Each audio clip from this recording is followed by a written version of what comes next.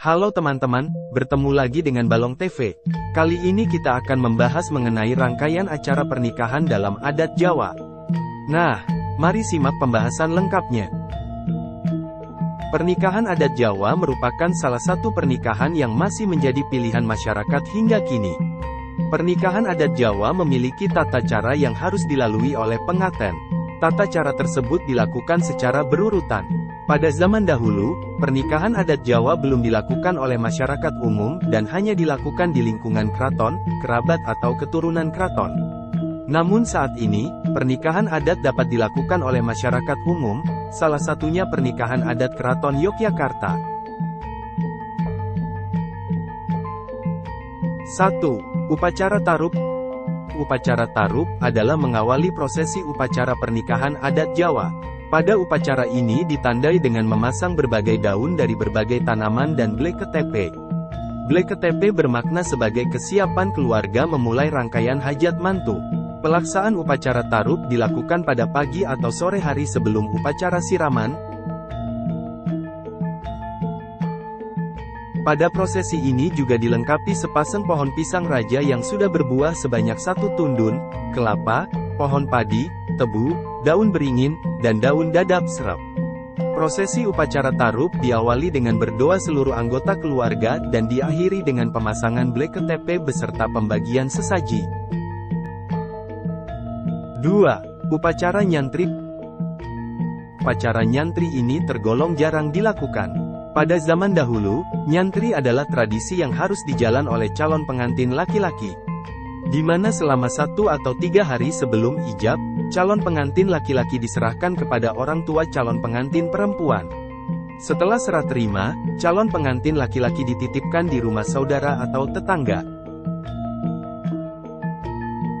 3. Upacara Siraman. Upacara siraman adalah untuk mengawali merias calon pengantin.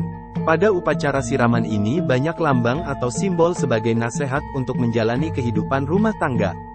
Upacara siraman untuk membersihkan diri lahir dan batin sehingga saat dirias wajah akan bersinar dan beraroma wangi. Pelaksanaan upacara siraman biasanya pada pukul 10-11.00 atau 15.00 sampai 16.00.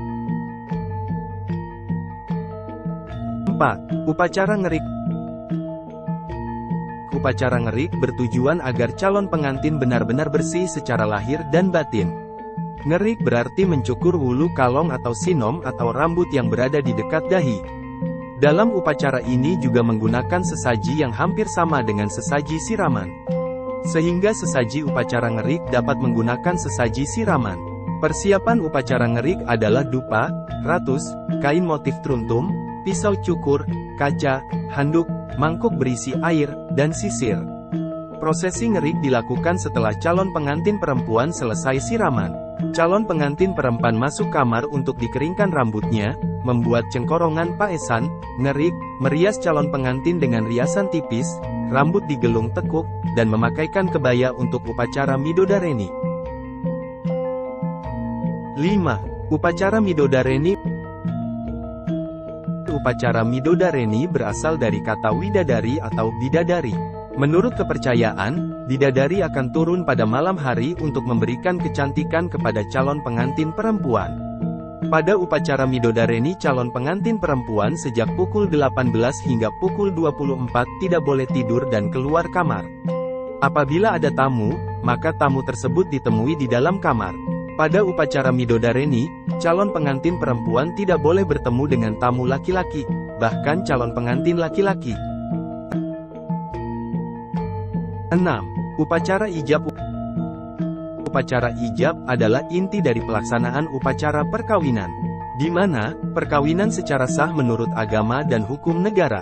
Upacara Ijab juga dilengkapi dengan ubah rampe yang biasa disebut sanggan.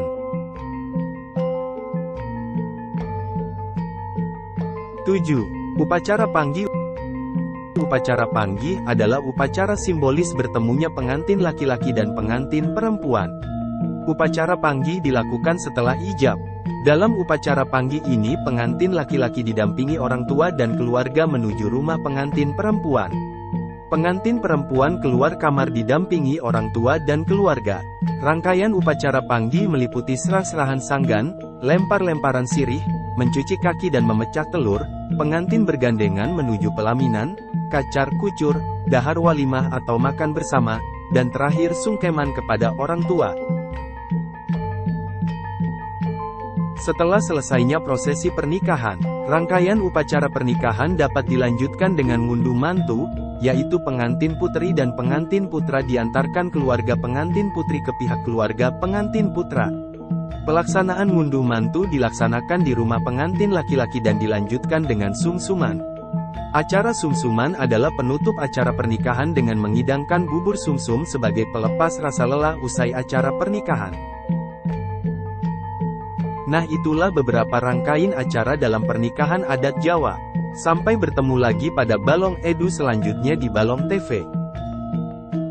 Terima kasih, salam edukasi dan salam budaya.